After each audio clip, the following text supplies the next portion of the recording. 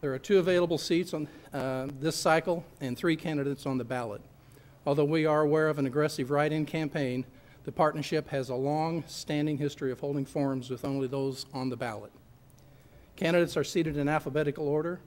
Lee Boughton, incumbent, who is unable to join us tonight, but prepared a statement behind serving on the school board. Okay. My name is Brent Mixer. I live at 118 Swan Street here in West Burlington. I have 2 children in West Burlington schools, a 7th grader, Micah Mixer, and a 11th grader, Austin Mixer. They're both active in school, more Austin than Micah. My wife this year is a student teacher at Edwardstone Middle School. She'll be a fully certified teacher by October. The reason I'm running for school board is it's all about the kids for me. I had volunteered out here in many areas in coaching and in concessions. I volunteered, coached on a Rick Raleigh for 8 years as a football assistant, 3 years in basketball and about 3 years in baseball. Stepped down from coaching about 4 years ago to spending more time with my family. And this year, the reason I'm running, I want to see more pride come back to our community, more integrity and more character. And I'd like to just step on board the school board and make sure that the people that are voting are confident in me that I can do the job. Thanks, Brent. Bruce? Hi, I'm Bruce Talene. I live at 514 Spring Street, just up the street at the dead end. I've been a West Burlington resident for roughly 10 years.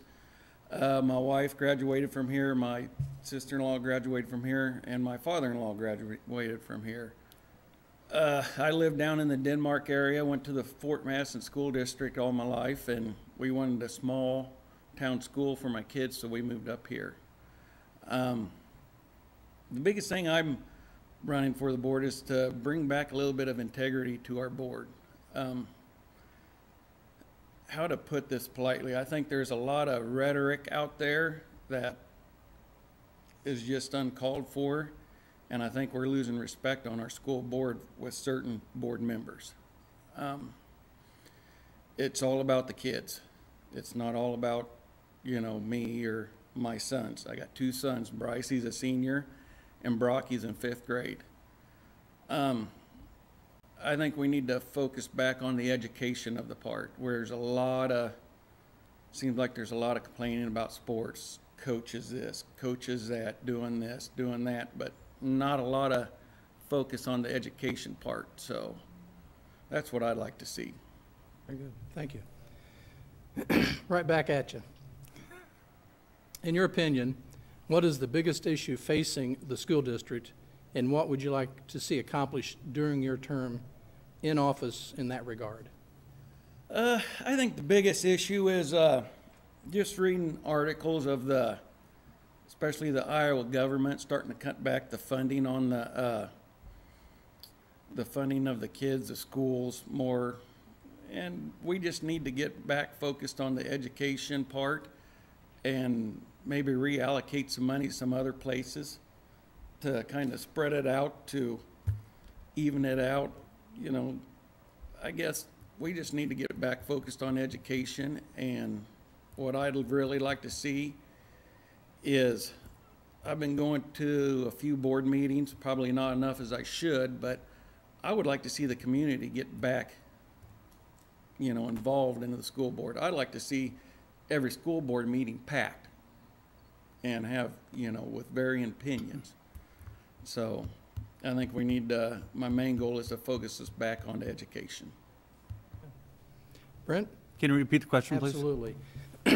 In your opinion, what is the biggest issue facing the school district, and what would you like to see accomplished during your term in that regard?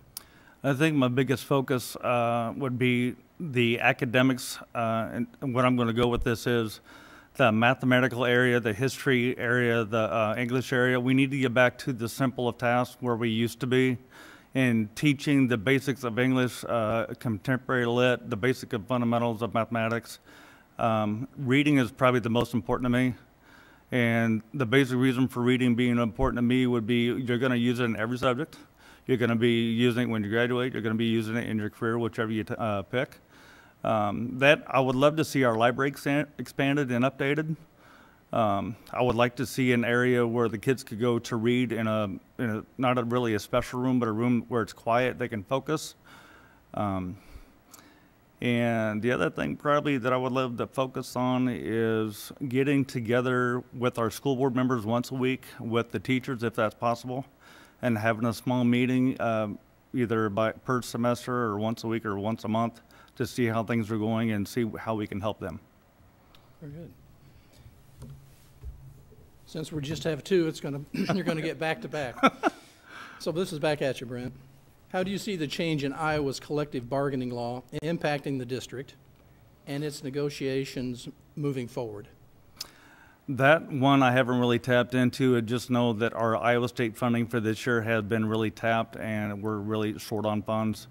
But I really think where we need to focus on is our administration and work down and see where we can help our administrators and our teachers and associates working all the way down, and see where we can cut and see where we need to focus on with our spending and our funding and make it better for the kids. Okay. Bruce? I've read a little bit about the bargaining. Basically what it boils down to is that they're starting to take a little bit of the advantage away from the teachers, from the teachers, and I don't think that's right. About the only thing, if I'm reading it right, and please, if someone knows, correct me, is that we can only negotiate on their pay.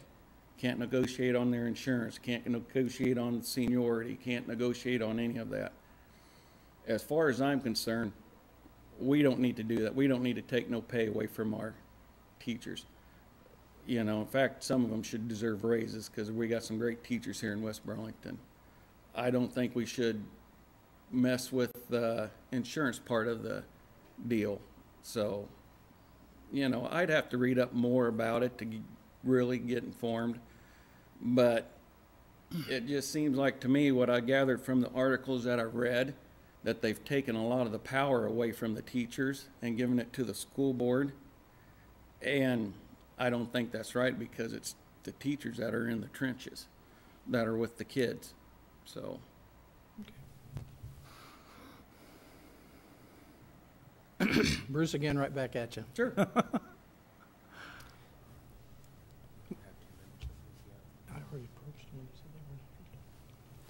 What is your opinion of Iowa's open enrollment laws, and are you supportive of the district's current policy on grade caps?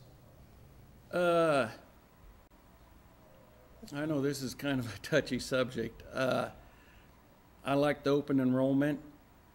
I don't like how the classes are packed to where you got one teacher with 20 to 25 students. I think the kids learn a lot better with a smaller group, with a teacher maybe with 15 to 18 instead of 25.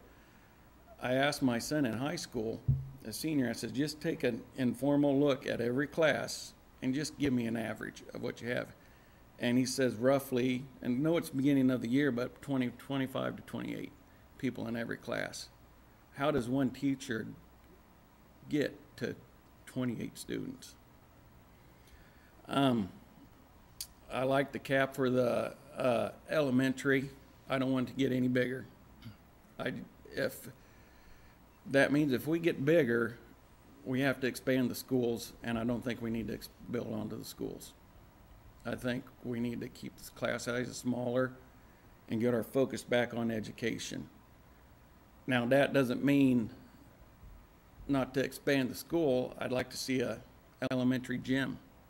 You know, right now the kids are eating in their gym. You know, I'd like to see an elementary gym, but looking at the buildings, we're pretty much landlocked. Mm-hmm. I don't know where we'd build except for up. And that means raising taxes, and that's the last thing I want to do. Exactly. So. Okay. Brent, I'll repeat it. What is your opinion of Iowa's open enrollment laws, and are you supportive of the district's current policy on grade caps? I'm going to agree with Mr. Thorley a little bit about his thoughts that he put in. I think there should be a cap, K through 5th. The way I look at it, when our kids go to school, I want to make sure my kids getting the best education they can get for the best buck. And what I mean by that, if they're, say, in elementary level, going to 21 to 23 kids without an 8 in there, once you get above 25, 26 kids in the classroom with one teacher, you're going to lose the focus of the kid. And the reason I say that is once you hit 6th grade and up, you're going to have a lot more homework sent home. You're going to have a lot more teaching in the schools. And a lot of kids that we have going out here that are in those classrooms, you can tell they're losing focus by their grades. But I think open enrollment's a great thing. One thing I would love to see is when we do have kids open enroll, I would love to see it printed in the Des Moines County News of what their money is going towards. Very good. And as a follow-up, the last bond referendum, which included the addition of classroom space, was not successful. In your mind, how should the district invest school infrastructure dollars in the future? And should that include the expansion of additional classrooms? I'm going to go back to Mr. Thudling's comment about I think we do need a gym in the elementary level. That we've got so many kids in the elementary level that we are eating in the gym, so I think that expansion would be great, either out by the playground or going up. Money-wise and funding-wise, I think we need to go back to the elementary teachers and have a meeting with them and get their thoughts on what needs to be done, not only teaching-wise, but how we can help our kids succeed. Very good. Bruce? I'd like to see the money invested in not so much expanding the schools.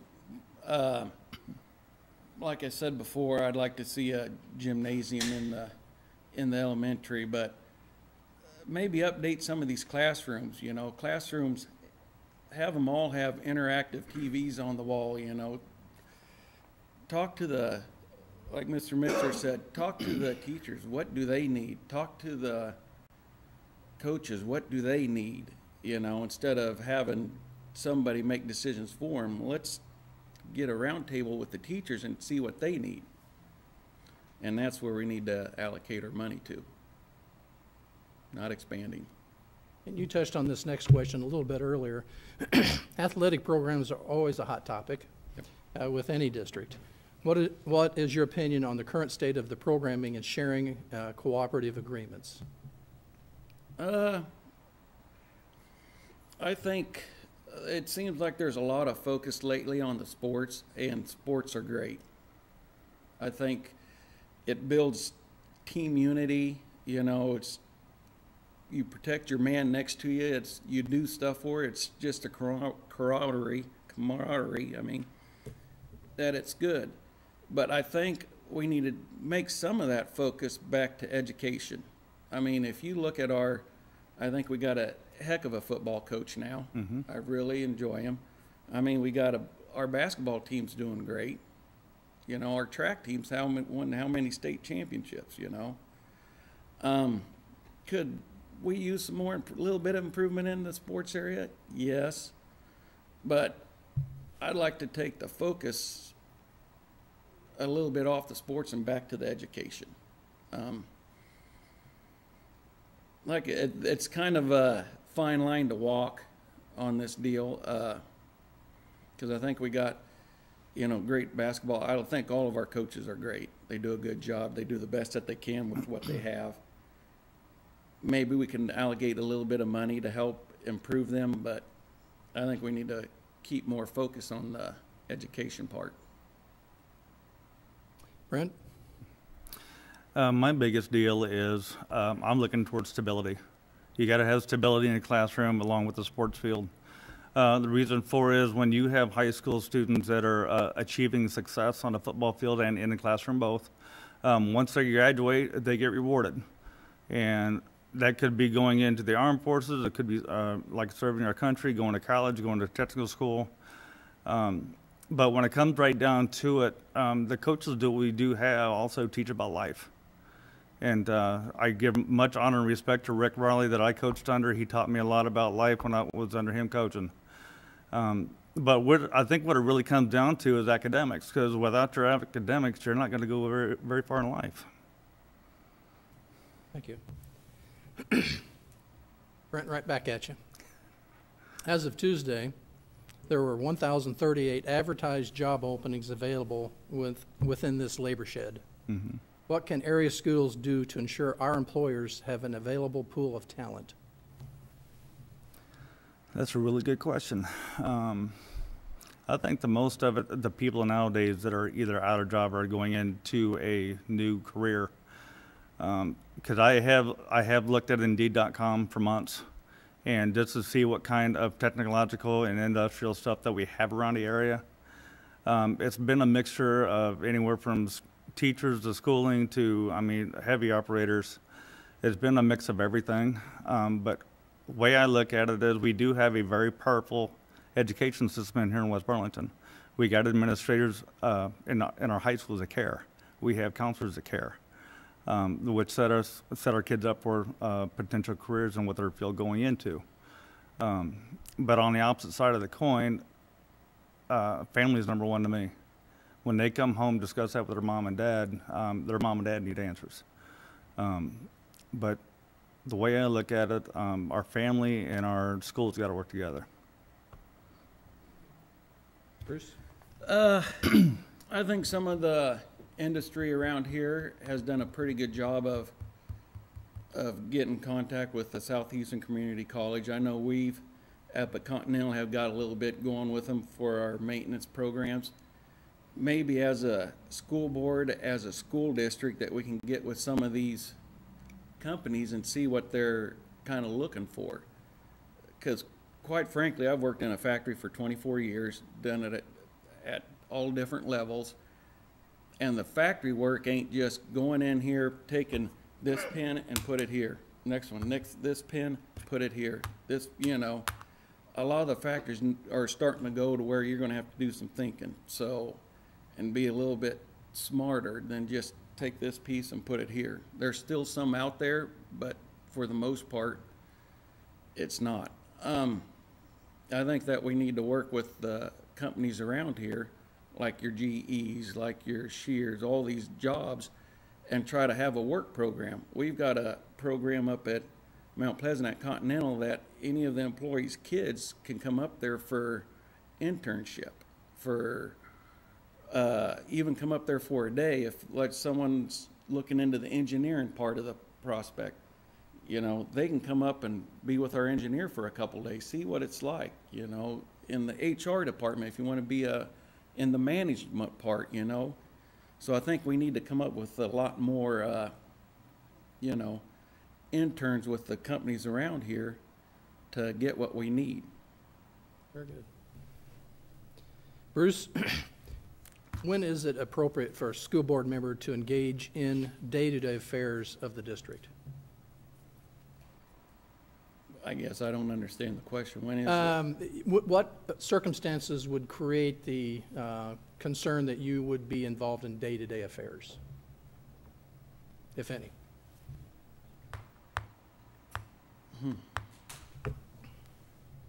I guess a lot of the day-to-day affairs we need to leave with our administration. I guess if they needed a volunteer or something, that would be a day-to-day, but I mean, as a board, we meet together, and that's why it's a board, to come up with an agreement. Actually, I really don't have a whole lot for that, but. It's fine. Can you repeat your question, please? Sure. Brent, when is it appropriate for a school board member to become engaged in the day-to-day affairs of the district? My biggest focus would probably be if the administration contacted me or the AD contacted me and say, hey, can you work change for the football game, or can you do concessions for this? I would gladly hop in. And I've been doing it for years. And my biggest focus is we have to work with the teachers. We got to work with our administration. We got to work with our community. So volunteering would be huge to me. So that would be that. Thank you. Before we begin our closing statements, I have a statement from Lee Boughton, who could not join us tonight. To the Greater Burlington Partnership, This is to notify you for the reason for my absence at the September 7th meeting. I will be at the Alani Amputee Dove Hunt in Alani, Texas. The reason I'm going to this get-together is to help me deal with losing an arm. This is my 14th year going down. It helps to talk to other people who have lost an arm or other. I also participate in horseshoe, golf, and trap shooting. I'm not a dove hunter, so I don't participate in that. I do participate in the cow chipping contest. I apologize to the citizens of West Burlington. I don't want them to think I'm not interested in their questions, so if they have questions, please feel free to contact me after my return on September the 11th. I live at 602 West Mount Pleasant Street, lot number 1, West Burlington. Thank you for your time and understanding. Lee J. Boughton. As closing statements, each candidate will now have approximately 2 minutes to address the audience. We'll start with Brent. Okay. First of all, I want to thank the administration for being here tonight, our fellow parents and coaches for being here tonight, Bruce being here tonight. Thank you for great partnership being here tonight, and for Lee Boughton. I know he's doing a great work down south, though. I know he's a great person. He's done an excellent job for the last 2 years on our school board. And my biggest thing is I want people to know I'm here for the kids. Like I said, I've been coaching for many, many years, and I stepped down to be with more family time. But I thought it was time to step up and be on the school board. I have plenty of character and integrity, and I love to meet people. I like to be social. I got 2 kids, like I said, in the school system, and I have rave reviews and honor and respect for all the teachers out there. And my biggest thing is I want the people to know me as I am, and not somebody else that's just walking around town just saying, hey, I'm going to run for school board. I want the people to know that I'm there for them, I'm there for the kids, and if they need somebody to volunteer, I'm there for them. Thanks, Brent. Bruce? I just want to end on that. I basically want to say I want to try to bring a little bit of respect back to the school board. I think the school board's very respectful. I think we got a candidate or so that's just is putting the school board in a tying their hands, maybe possibly opening them up for a lawsuit. I want to bring back the integrity to the school district. I want to focus on our education. I've talked to a couple of teachers, and they've implemented a reading program that I'm very interested in to see, because like Brent says, reading is a very important part of the readings in everything, whether it be if you're playing sports or math, anything. I think we got to be here for the teachers and the administration to help them out any way we can. We need to refocus on education, and I don't have a whole lot to say. I want to thank everybody for being here, coming up here, taking some time out, especially on the night of homecoming. I'd like to thank the parents, coaches. So I'll just end on that, that we just need to refocus on education, and go Falcons. Well done. I want to thank the candidates for their interest in serving the West Burlington community by running for a seat on the school board. I want to thank the Greater Burlington Partnership and the Government Relations Committee and those in the audience for your interest. Please vote for the candidate of your choice on September 12th. Thank you and good night. Thank you. Thank you.